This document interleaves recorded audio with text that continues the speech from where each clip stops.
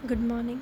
Rural development and corporation में हमने last discuss किया था पंचायती राज की विशेषताएं, उसकी विचारधाराएं और उसकी महत्व, इम्पॉर्टेंस एंड सिग्निफिकेंस, पंचायती राज की आवश्यकता एवं महत्व। आज हम डिस्कस करेंगे पंचायती राज संस्थाओं के विकास हेतु उठाए गए कदम, steps taken for the development of Panchayati Raj institutions. कि भी पंचायती राज संस्थाओं के विकास के लिए कौन कौन से महत्वपूर्ण कदम उठाए गए।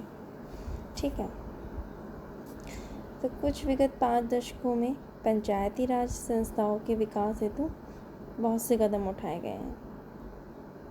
कुछ अरसे से निरंतर पंचायती राज संस्थाओं को शक्तिशाली बनाने पर जोर दिया जा रहा है।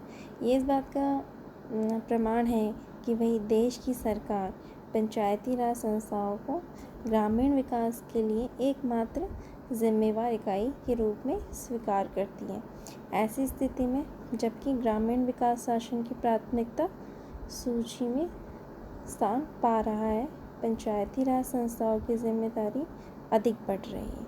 ठीक है, पंचायतों का मुख्य दायित्व क्या है कि भाई वह गाँव के विकासों के लिए जो निर्धारित योजनाओं को लागू करने में यथेष्ट योगदान करें। ठीक है, प्राथमिकताएं निर्धारित करें और गाँव को हर प्रकार की जो सुख सुविधाएं हैं उनसे संपन्न बनाएं।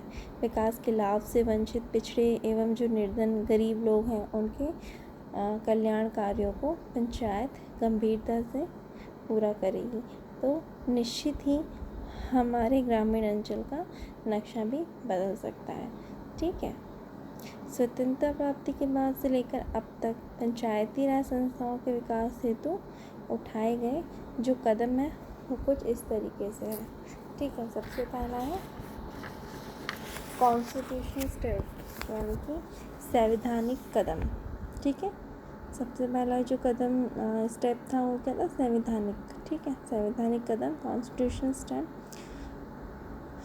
तो पंचायती राज को एक लक्ष्य के रूप में स्वीकार किया गया है और जो हमारे स्वर्गीय श्री सनातन की पहल पर इससे एक बड़ी सीमा तक भारतीय संविधान के 40वें अनुच्छेद के रूप में शामिल किया गया।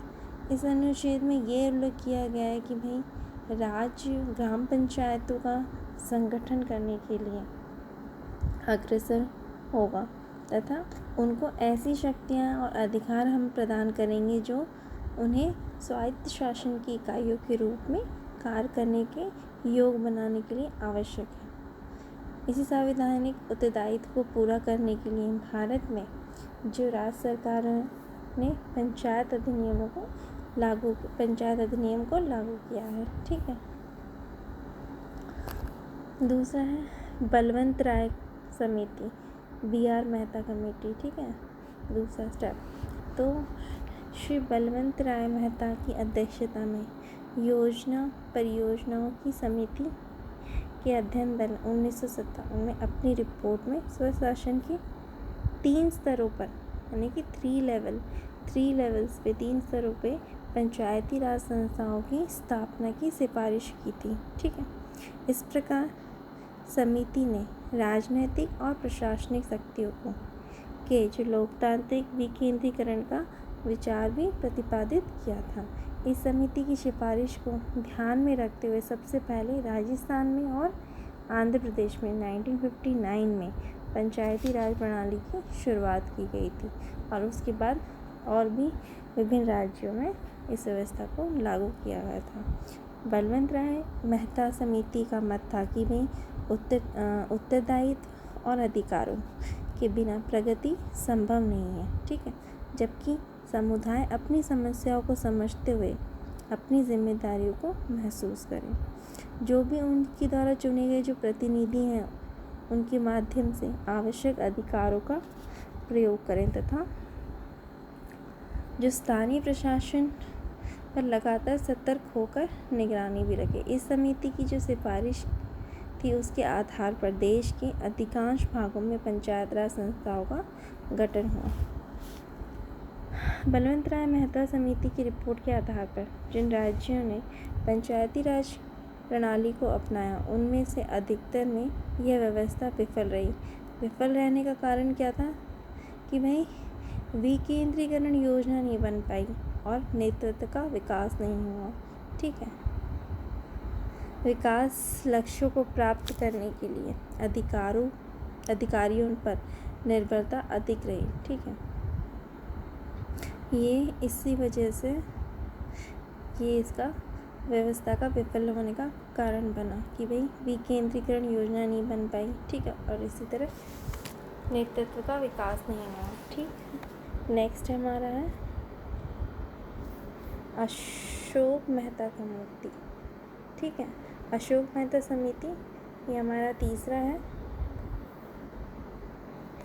तो भारत सरकार ने 1977 में अशोक मेहता की अध्यक्षता में पंचायत राज संस्था के बारे में एक समिति गठन किया। ठीक है, पंचायत राज संस्था के विकास के बारे में ये एक महत्वपूर्ण कदम था।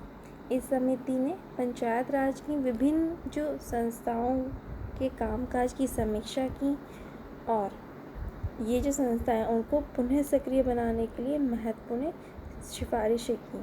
समिति की यह टिप्पणी उचित थी कि वही पंचायत की कहानी उतार चढ़ाव की कहानी है, ये 3 चरणों से होकर गुजरती है। अशोक मेहता समिति ने अपनी रिपोर्ट अगस्त 1978 में दी।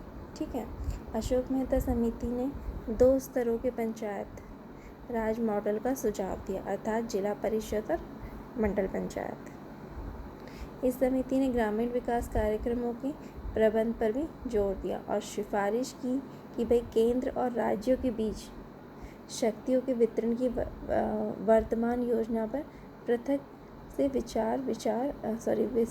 विस्तृत जो विचार मतलब डिटेल विचार स्टडी या विचार दिए, मतलब विचार बहुत आवश्यक है। ठीक है, कि भाई राज्यों में और केंद्रों में जो शक्तियाँ उनकी प्रॉपरली डिस्ट्रीब्यूशन हो। नेक्स्ट है हमारा राव समिति। यह समिति श्री जीवी के राव यानी कि अध्यक्षता में सन 1985 में गठित की गई थी।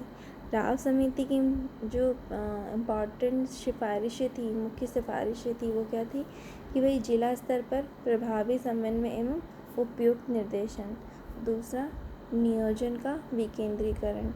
थर्ड है राष्ट्रीय उद्देश्यों व जिला स्तर पर क्षेत्रीय आवश्यकताओं को दृष्टिगत रखते हुए ग्रामीण विकास कार्यक्रमों का क्रियान्वयन।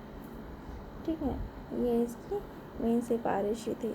नेक्स्ट है सिंघवी समिति, यानी कि सिंघवी समिति हमारी 5वीं स्टेप है। इस समिति का गठन कब हुआ था? 1986 में किया गया था, जिसके अध्यक्ष कौन थे? श्री एल.एम. सिंघवी। ठीक है, सिंघवी समिति ने त्रिस्तरीय प्रजातांत्रिक विकेंद्रीकरण की सिफारिश की। इस समिति ने ग्राम सभा को प्रजातंत्र की तीसरी कतार थर्ड टायर माना, जबकि लोकसभा को प्रथम एवं विधानसभा को दूसरी कतार। हमारा लास्ट है 73वां संविधान संशोधन, यानी कि 73 कॉन्स्टिट्यूशन अमेंडमेंट।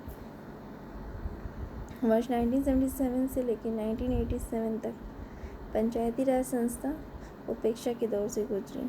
ठीक है, जो हमारे स्वर्गीय प्रधानमंत्री श्री राजीव गांधी थे, उनकी टिप्पणी से पंचायती राज के जरिए विकास योजनाओं की विफलता का स्पष्ट संकेत हमें मिलता है। ठीक है, उनके अकॉर्डिंग भी जो ग्रामीण विकास में पंचायती राज के महत्व को स्वीकार करते हुए लोकतांत्रिक विकेंद्रीकरण के लिए पंचायती राज को सुदृढ़ करने का आह्वान किया गया था, लेकिन तत्कालीन संवैधानिक और सामाजिक ढांचे के अंतर्गत पंचायती राज संस्थाएं सफलतापूर्वक काम नहीं कर सकती थी। इसी तथ्य को ध्यान रखते हुए पंचायती राज संस्थाओं के विकास हेतु 73 संविधान संशोधन अधिनियम लागू किया गया। इस अधिनियम को संसद में 1993 में पारित किया गया। यह अधिनियम इन संस्थाओं के विकास के लिए एक मील का पत्थर साबित हो।